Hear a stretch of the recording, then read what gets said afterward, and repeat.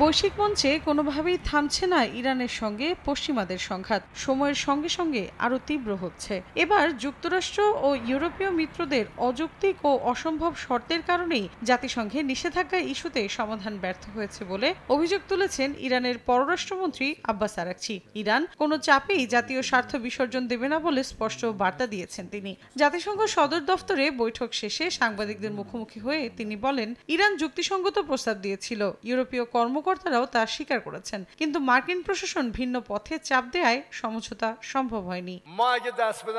একই সুরে কথা বলেন প্রেসিডেন্ট মাসুদ পেজেশকিয়ানো। স্থানীয় সময় মঙ্গলবার জাতীয় কুস্তি দলের সম্মাননা অনুষ্ঠানে যোগ দিয়ে তিনি বলেন, বিদেশি অবরোধ বা চাপ সত্ত্বেও ইরান মাথা নত করবে না। নিষেধাজ্ঞা যতই আসুক, নিজস্ব শক্তির ওপর নির্ভর করলেই যে কোনো লক্ষ্য পূরণ সম্ভব বলেও স্পষ্ট বার্তা দেন তিনি।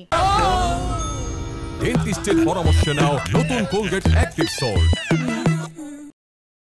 একই দিন বাগদাদে ইরানি প্রতিনিধি দলের সঙ্গে বৈঠক করেছেন ইরাকের জাতীয় নিরাপত্তা উপদেষ্টা কাশেম আল আরাজি। বৈঠকে দুই দেশের নিরাপত্তা চুক্তির আলোকে যৌথ স্থিতিশীলতা, সন্ত্রাসবাদ ও আঞ্চলিক হুমকি মোকাবিলার বিষয়ে আলোচনা হয়। এ সময় আল আরাজি স্পষ্ট করে বলেন, প্রতিবেশী কোনো দেশের বিরুদ্ধে আক্রমণের ঘাঁটি হিসেবে ইরাকি ভূখণ্ডকে ব্যবহার করতে দেয়া হবে না। মৌসুমী সাথী, সময় সংবাদ।